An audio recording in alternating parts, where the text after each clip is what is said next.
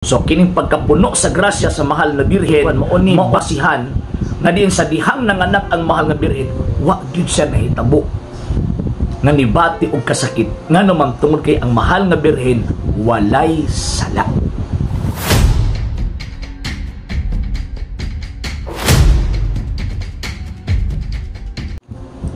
Kabalo batang sa tanang babae aning kalibutan ang mahal nga Birheng Maria lamang ang nanganak nga wala siya magbati. Pero wala siya mo feel og gitawag og kasakit. Yes, ang mahal nga Birheng Maria lamang ang nahitabo nga ingon ana ang paagi sa iyong pagpanganak. Ngano kay kada magong pagbati, kada magong kada bitaw maka-feel ang babae nga gitawag og kining kasakit labi nagmanganak siya mao man gud na ang tunglo sa Dios. Kang Eva, di ba, sa Genesis chapter 3 verse 16 to 19, muna ang tunglo sa Dios ngadto kang gitawag ang Eva nga tungod sa ilang pagsupak sa kabubuton sa Ginoo.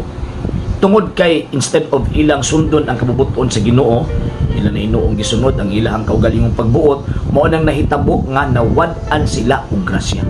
Ug ang consequence sa maong gitawag og sala nga din pagkawala silang grasya ni sulod ang sala, ang consequence niini ang babae basta manganak mobati gyud hilabihang kasakit.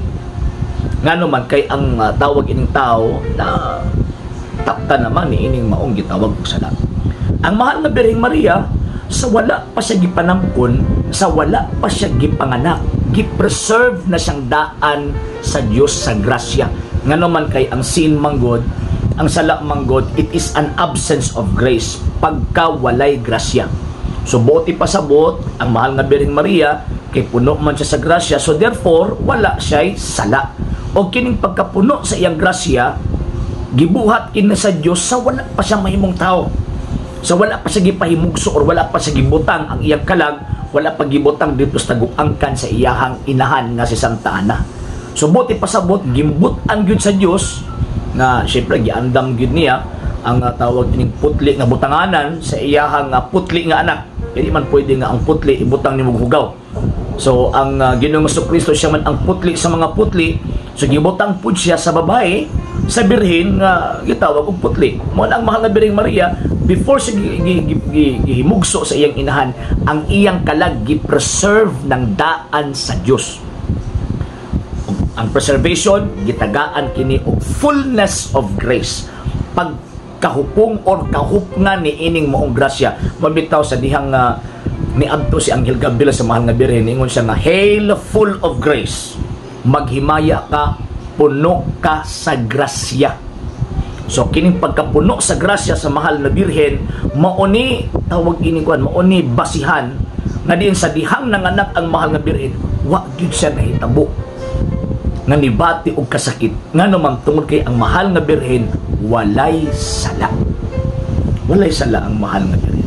Kaya wala man sala ang mahal nga Birhen, exempted siya sa mga kasakit sa mga ordinaryo nga mga babae aning kalibutan. Nga naman kay ang mga babae aning kalibutan nataptan man og sala sa atong unang ginikanan Adan ug Eva. Ang mahal nga Birhen wa man sa tapig sala, muna sa iyang pagpanganak never siya nagbati sa gitawag og kasakit. Ngano man kay nisulod ang Kristo nga wa maunsa o wa siya nibati og kasakit, kay wa man nabugkang iyang hymen. Mabataw natin dogma sa Iglesia Katolika kanang the perpetual virginity of Mary.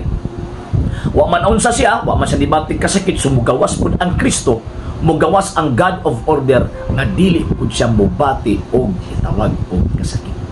Sa ingon ana nga atong pagtuong Katoliko, subay sa tradisyon sa pagtuo ug subay sa balaang kasulatan.